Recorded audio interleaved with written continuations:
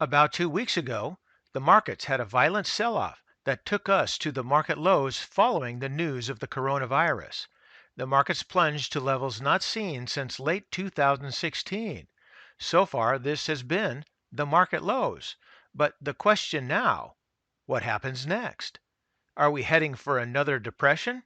Are we headed to a 1987 Black Monday? Or is this something different? Well, let's take a look.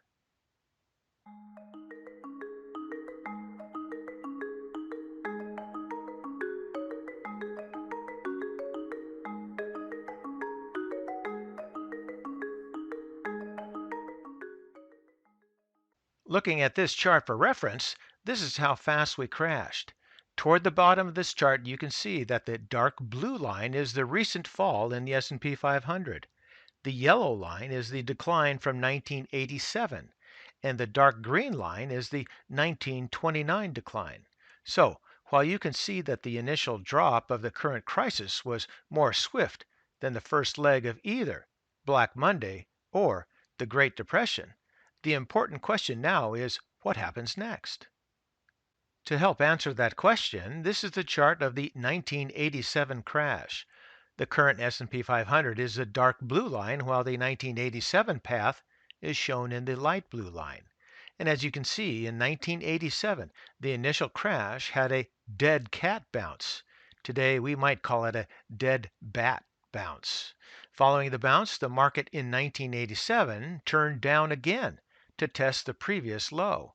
That retest was able to clear out the rest of the weak investors and the market took off, never to look back again. If the current market heads down for a retest as it did in 1987, it will be a quick and painful plunge, but it will lead to a much faster recovery for the market. One alternative, though, is the path the 1929 crash took. If that's the case, the market had a good bounce with a bit of a follow through. The bounce and follow through lasted about 5 months. The good news was that there was the initial pain, which we are done with at this point today. The bad news, well, the bad news is this chart. Today we've had an onslaught of Fed market bailouts. The problem today is that we don't really know what the link between asset prices and the underlying fundamentals are any longer. They've been totally broken and replaced with Fed promises. These conditions complicate the answer to the question. So, the only answer I have for you right now is you should subscribe.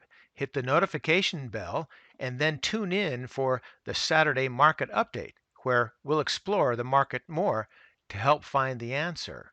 And so for today, that's ChewDog Charts. Thank you.